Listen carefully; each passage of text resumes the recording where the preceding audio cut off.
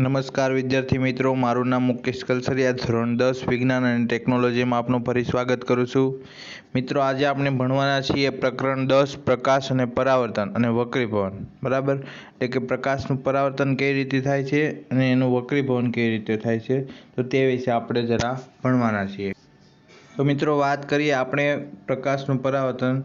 તો આ ચેપ્ટરમાં મિત્રો બહુ ઓછો સિલેબસ સ્કીપ કરવામાં આવ્યો, એટલે કે રિડ્યુસ કરવામાં આવ્યો, ઘટાડવામાં આવ્યો છે. તો આપણે વાત કરીએ જે પ્રસ્તાવના છે એ ઝડપથી પતાવીએ તો વિશ્વમાં આપણી આસપાસ રહેલી અનેક પ્રકારની વસ્તુઓ આપણે જોઈએ છીએ અને અંધારા ઓરડામાં આપણે કોઈ પણ જોવા માટે અસમર્થ છીએ. આપણે જાણીએ છીએ કે અંધારું હોય તો આપણને કોઈ વસ્તુ દેખાય નહીં. ઓરડાને પ્રકાશિત કરવા તેમાં રહેલી વસ્તુઓ દૃશ્યમાન થાય છે. એટલે કે જો ઓરડામાં પ્રકાશ આપણે ટોર્ચ લાઇટ કે ગમે તે કરીએ તો આપણને કોઈ પણ વસ્તુ દેખાય છે, અન્યથા દેખાતી નથી. આમ શાનાથી વસ્તુઓ દૃશ્યમાન બને છે? દિવસ દરમિયાન સૂર્યને પ્રકાશ આપવાને વસ્તુઓ જોવા માટે મદદરૂપ થાય છે. બરાબર, સૂર્યનો જે પ્રકાશ આવે જેની મદદથી આપણે બધી વસ્તુઓ જોઈ શકીએ છીએ. વસ્તુ તેની પર પડતા પ્રકાશને પરાવર્તન કરે છે. બરાબર, કોઈ વસ્તુ છે, ધારો કે કોઈ દરવાજો છે, દિવાલ છે, તો એના પર પ્રકાશ પડે અને એનું પરાવર્તન થઈને આપણી આંખમાં, કીકીમાં આવે, જેથી કરીને આપણને દૃશ્યમાન થાય છે. આ પરાવર્તિત પ્રકાશ જ્યારે આપણે આંખો દ્વારા પ્રાપ્ત થાય ત્યારે તે આપણને વસ્તુઓ દેખાવા શક્તિમાન બને છે અને આપણે પારદર્શક માધ્યમમાંથી આરપાર જોઈ શકીએ છીએ અને પ્રકાશ કે તેનાથી પસાર થઈ શકે છે. અને પ્રકાશ સાથે અનેક સામાન્ય તથા અદ્ભુત ઘટનાઓ સંકળાયેલી છે, જેમને અરીસાઓ દ્વારા પ્રતિબિંબની રચના, તારાઓનું ટમટમવું, મેઘધનુષ્યના સુંદર રંગો, માધ્યમ દ્વારા પ્રકાશનું વાંકું વળવું વગેરે પ્રકાશના ગુણધર્મોનો અભ્યાસ આપણે સમજવાના છીએ. બરાબર, તો આ બધી ટિંડલ અસર, તારાઓનું ટમટમવું, આ બધી જે ઘટનાઓ છે એ આપણે આ પ્રકરણમાં જોવાના છીએ. આપણી આસપાસ બનતી સામાન્ય પ્રકાશીય ઘટનાઓ અવલોકન પરથી આપણે તારણ કાઢી શકીએ કે પ્રકાશ સૂર્યરેખામાં ગતિ કરે છે. એટલે કે આપણે આ બધી ઘટનાઓ પરથી કહી શકીએ પ્રકાશ છે એક સીધી રેખામાં ગતિ કરે છે. કોઈ નાનું પ્રકાશ ઉદ્ભવ અપારદર્શક વસ્તુઓની તીક્ષ્ણ પ્રતિબિંબ બનાવે છે. આ તથ્ય એટલે કે તારણ પ્રકાશના સૂર્યપથને પ્રદર્શિત કરે છે, જેને સામાન્ય રીતે પ્રકાશના કિરણ તરીકે દર્શાવે છે. બરાબર, તો આપણે ખાસ સમજવાનું છે કે આ ચેપ્ટરમાં કેટલું સ્કીપ કરેલ છે. તો મિત્રો, આ ચેપ્ટરના બધા જ એક્ઝામ્પલ તમને સ્કીપ કરી દીધેલા છે. બરાબર, એટલે એક્ઝામ્પલ એક પણ પૂછાવાનું નથી અને 2-3 થિયરી એવી છે કે જે તમને પૂછાવા નથી, બાકી બધી જ થિયરી છે કે જે તમને પૂછાવાની છે પરીક્ષામાં.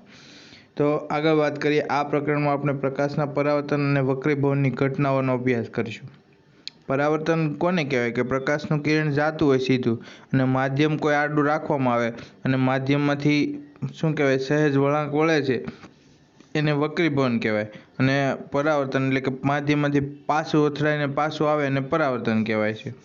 આમ પ્રકાશની સૂર્યપથ પર ગતિની મદદથી કરીશું. આ મૂળભૂત ખ્યાલો આપણને કુદરતમાં બનતી કેટલીક ઘટનાઓના અભ્યાસમાં મદદ થાય છે. બરાબર, એટલે કે આપણે ઘણી એવી ઘટનાઓ છે કે જેની મદદથી આપણે જાણી શકીએ. તો પ્રકાશના પરાવર્તન, પ્રકાશના વક્રીભવન તેમજ વાસ્તવિક જીવનમાં તેમની ઉપયોગિતા સમજવાનો પ્રયત્ન આપણે કરીશું. બરાબર, તો હવે ત્યાર પછી સ્ટાર્ટ થાય છે તમારો ટોપિક. પહેલો ટોપિક છે પ્રકાશનું પરાવર્તન. આ પ્રસ્તાવના છે જે એટલી અગત્યની નથી. હવેથી સ્ટાર્ટ થાય છે તમારો પહેલો ટોપિક, પ્રકાશનું પરાવર્તન, જે થોડો અગત્યનો છે. તો સંપૂર્ણ પોલિશ કરેલી સપાટી જેમને અરીસો તેના પર પડતા મોટા ભાગના પ્રકાશનું પરાવર્તન થાય છે. તો આનું તમે જુઓ મિત્રો, તો તે અરીસો લે અને સૂર્યની લાઇટ સામે રાખો તો તમને એક દિવાલ પર પ્રતિબિંબ પડશે.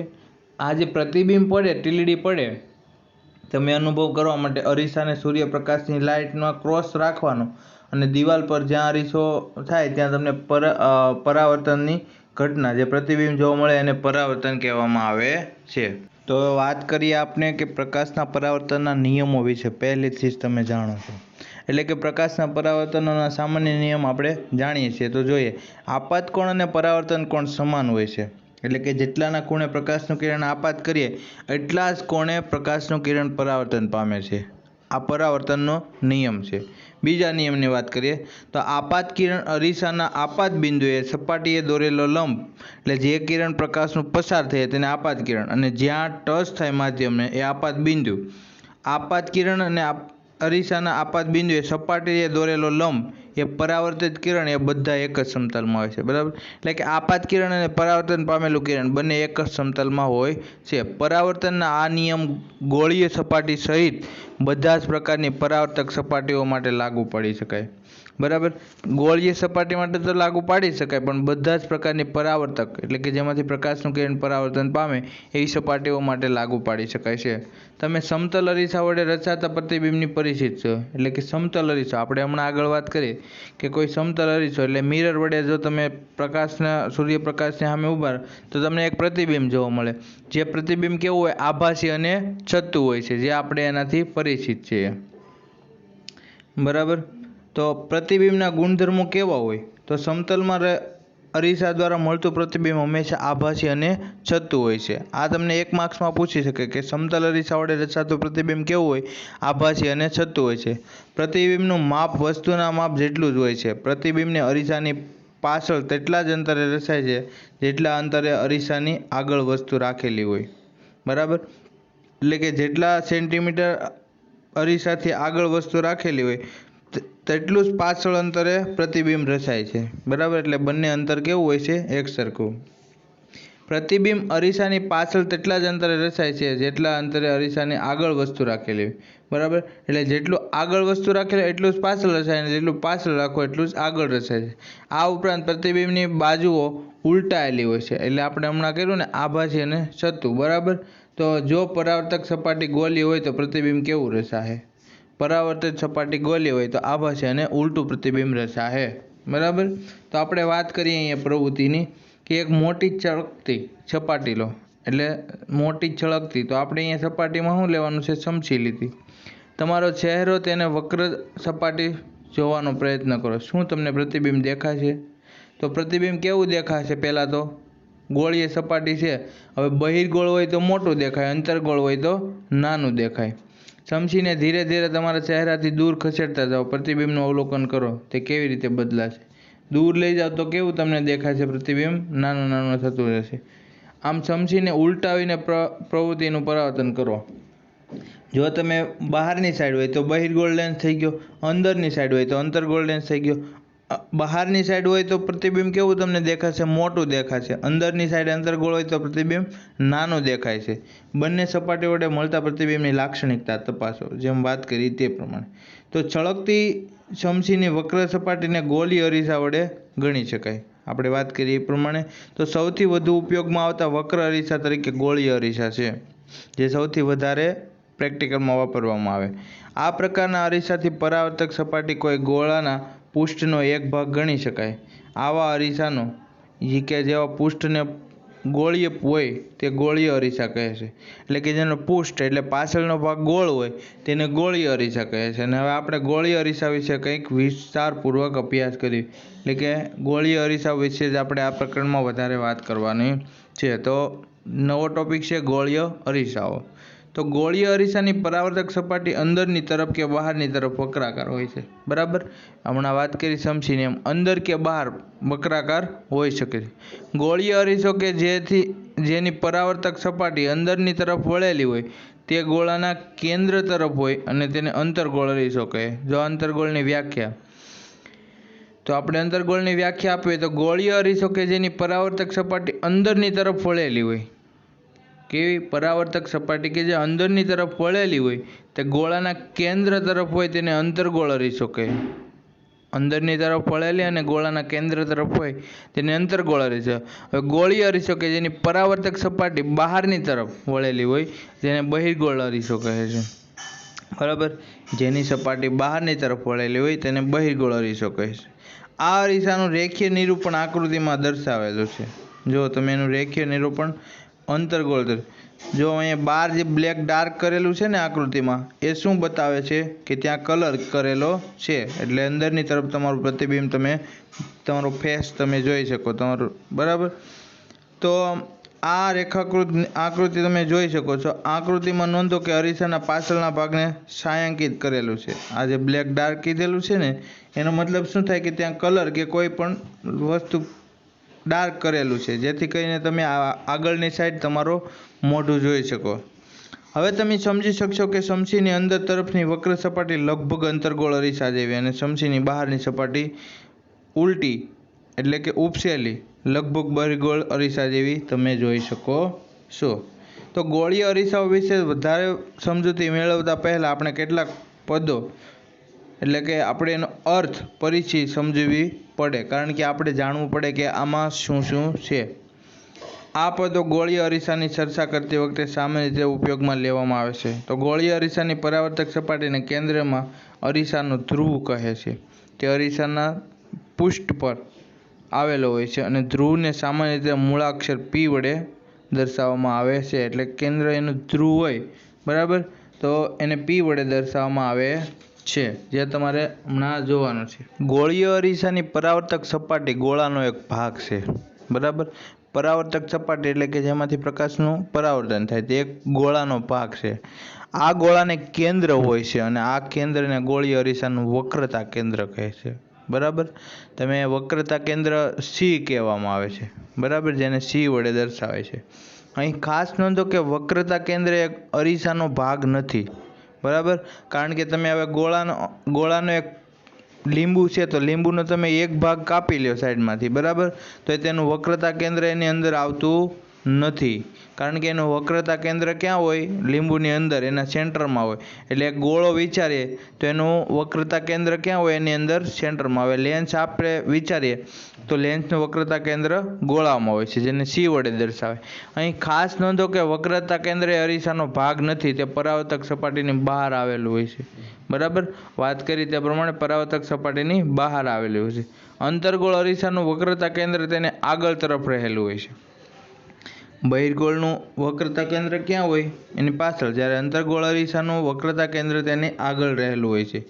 જો કે બહિર્ગોળ અરીસાના કિસ્સામાં જે અરીસાની પાછળ આવેલું હોય છે તે હકીકતમાં તમે આકૃતિ 10.2a અને b માં જોઈ શકો છો, બરાબર. અહીંયા આગળ હમણાં તમને આકૃતિ નીચે બતાવેલી છે તેમાં તમે જોઈ શકો. ગોળીય અરીસાની પરાવર્તક સપાટી જે ગોળાનો ભાગ છે તેની ત્રિજ્યાને અરીસાની વક્રતા ત્રિજ્યા કહે છે. જે ગોળાનો બહારનો ભાગ બતાવ્યો, જે ત્રિજ્યા તમને બતાવી એની વક્રતા ત્રિજ્યા કહેવાય છે, જેને R વડે દર્શાવાય છે. તમે નોંધો કે અંતર PC અહીંયા આકૃતિમાં દર્શાવેલું છે PC, બરાબર, જે વક્રતા કેન્દ્ર એનું C છે અને P વડે. તો ગોળીય અરીસાના ધ્રુવ તથા વક્રતા કેન્દ્રમાંથી પસાર થતી એક સૂર્યક રેખાને આપણે કલ્પવાની છે. આ રેખાને અરીસાની મુખ્ય અક્ષ પર કહે છે. યાદ રાખો કે મુખ્ય અક્ષ અરીસાના ધ્રુવ પાસે અરીસાને લંબ હોય છે. મુખ્ય અક્ષ ક્યાં હોય છે? અરીસાના ધ્રુવથી લંબ હોય છે. તમે જુઓ કે CP જે સુરેખા છે એ અરીસાને કેવી છે? એકદમ લંબ છે. આપણે અરીસા સાથે સંકળાયેલ એક મહત્વપૂર્ણ પ્રવૃત્તિ દ્વારા સમજીએ. તો જુઓ, અહીંયા ચેતવણી આપેલી છે અને ધ્યાન રાખીને આપણે પ્રવૃત્તિ કરવાની છે.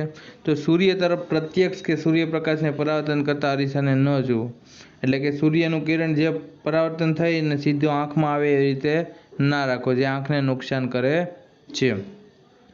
તો એક અંતર્ગોળ અરીસાને તમારા હાથમાં પકડી તેની પરાવર્તક સપાટીને સૂર્ય તરફ રાખો, બરાબર. એટલે અંતર્ગોળ અરીસો પકડવાનો અને એની પરાવર્તક સપાટી સૂર્ય તરફ રાખવાની છે. અરીસા દ્વારા પરાવર્તિત થતા પ્રકાશની અરીસાની પાસે રાખેલા એક કાગળના પાના એટલે કે શીટ પર આપાત કરો. હવે કાગળની શીટ એટલે એક સિમ્પલ પેજ પર એને આપાત કરવાની. જ્યાં સુધી તમને કાગળના પાના પર એકત્રિત તીક્ષ્ણ બિંદુ એટલે એક નાનું તીડી ન મળે ત્યાં સુધી તમારે કાગળના પાનાને ધીરે ધીરે આગળ પાછળ ખસેડી, એટલે કે એવું એને બરાબર કેન્દ્રિત થાય એવી રીતે ટીલડી પડે એવી રીતે તમારે રાખવાની. હવે અરીસા અને કાગળને થોડી મિનિટ રાખો તો શું થાય અવલોકન? તો અરીસા અને કાગળને થોડી મિનિટ રાખો તો અરીસામાં શું થાય? સળગવા માંડે.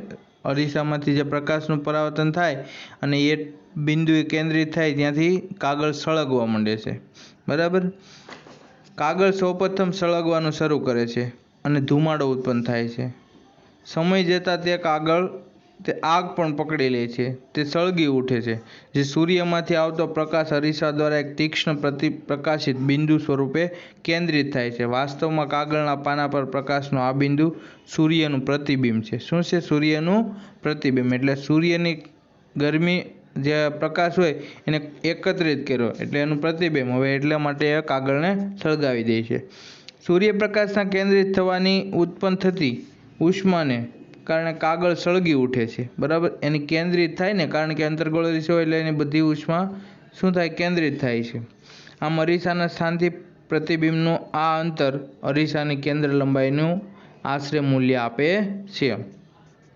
તો આપણે અવલોકનને કિરણાકૃતિ એટલે કિરણ આકૃતિ જો અહીંયા તમને આપેલી છે. કિરણ આકૃતિ 10.2 ને ધ્યાનપૂર્વક જુઓ તો અંતર્ગોળ અરીસાના પર મુખ્ય અક્ષને સમાંતર કેટલાક કિરણો આપાત થાય છે. તો એ બી છે એ મુખ્ય અક્ષને સમાંતર એવા આપાત થાય છે. આમ પરાવર્તિત કિરણોનું અવલોકન કરો કે જ્યાં બધા જ અરીસાનું મુખ્ય અક્ષ પર એક બિંદુ પાસે મળી રહ્યા હોય એવું. જો તો અહીંયા એફ બિંદુ છે જ્યાં બધા કિરણો મળે છે. આ બિંદુને અંતર્ગોળ અરીસાનું મુખ્ય કેન્દ્ર કહે છે, જે આકૃતિ 10.2 તમને દર્શાવેલું છે એફ બિંદુ પર. તો આ બહિર્ગોળ અરીસા દ્વારા મુખ્ય અક્ષને સમાંતર કિરણો પરાવર્તિત થાય છે અને પરાવર્તિત કિરણો મુખ્ય અક્ષ પર બિંદુમાંથી આવતા હોય તેવો ભાસ થાય છે. જુઓ તમે કે જુદા જુદા બિંદુમાંથી આવતા હોય એવો તમને ભાસ થાય છે. આ બિંદુને બહિર્ગોળ અરીસાનું મુખ્ય કેન્દ્ર એફ, બરાબર, ફોકલ લેન્થ કહેવાય એને એફ તરીકે દર્શાવે છે.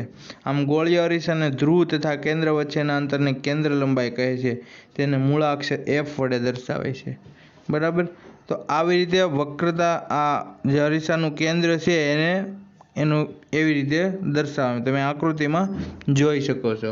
ગોળીય અરીસાની સપાટી મોટે ભાગે કેવી હોય છે? ગોળ હોય. એટલે ગોળીય અરીસાની જે પરાવર્તક સપાટી છે એ મોટે ભાગે કેવી હોય છે? ગોળ હોય છે.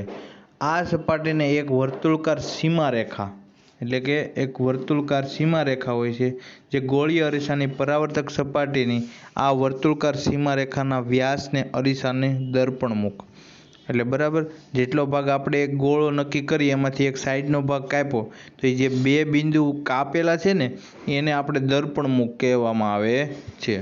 તો આ આકૃતિ 10.2 તમે હમણાં જોયું આકૃતિ, તો એમાં એમએન જે હમણાં કીધું ને આપણે કે એનો એક નાનો ભાગ કાપ્યો અને જે બંને છેડા છે ને એને દર્પણમુખ કહેવામાં આવે છે.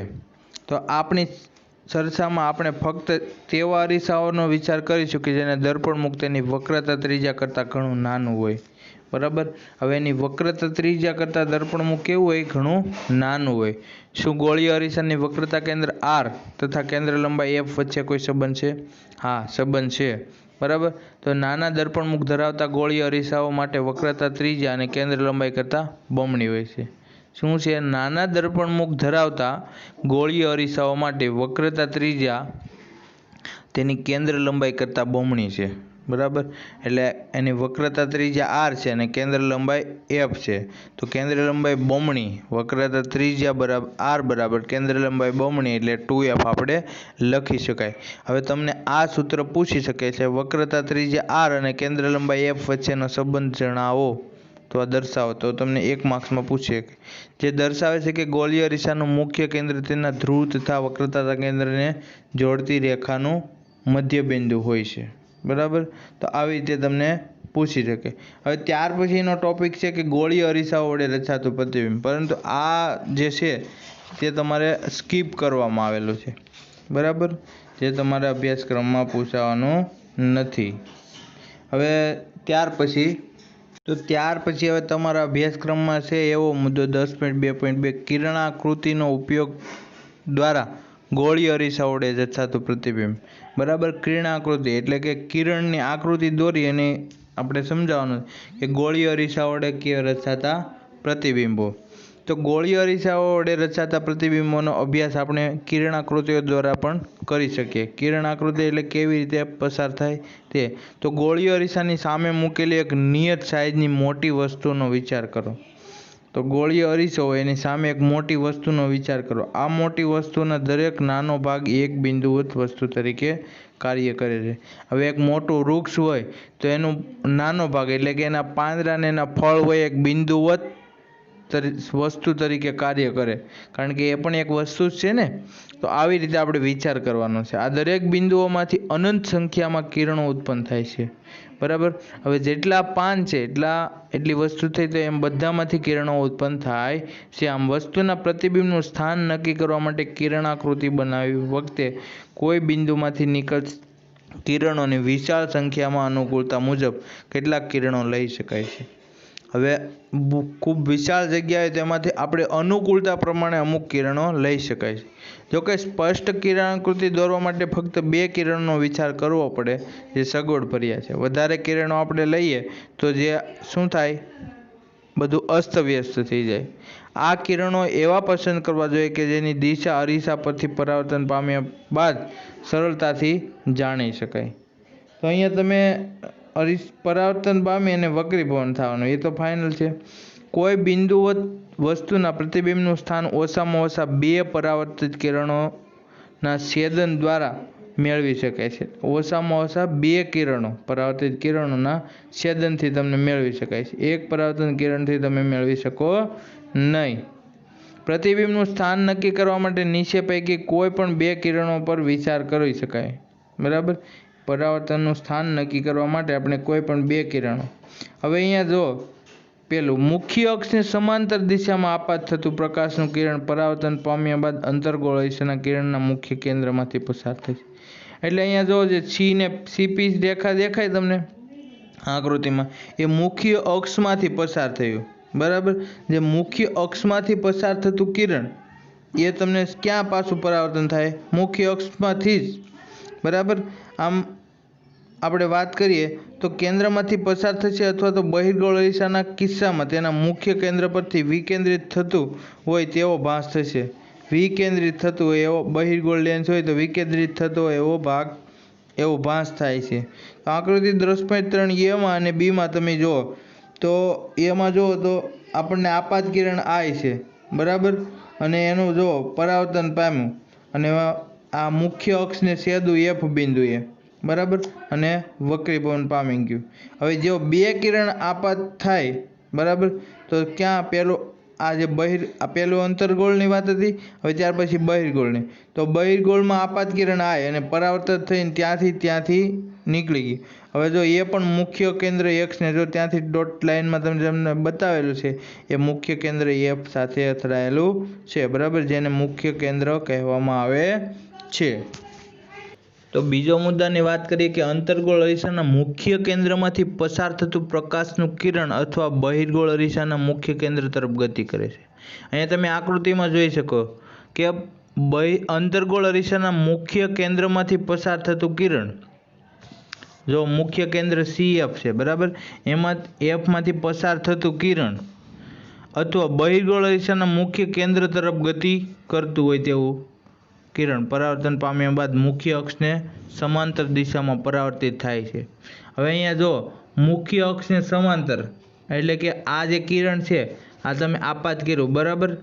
આપાત કિરણ આય છે તે જો બંને અંતર્ગોળ માટે અને બહિર્ગોળ માટે, તો એ પરાવર્તન પામે કેવી, મુખ્ય કેન્દ્રને સમાંતર. CP જે રેખા છે એને સમાંતર પરાવર્તન પામ્યું, બરાબર. તો તમે બંનેમાં જુઓ તો CP રેખાને સમાંતર પરાવર્તન પામે છે, તે જે આપણે આકૃતિમાં જોઈ શકીએ છીએ.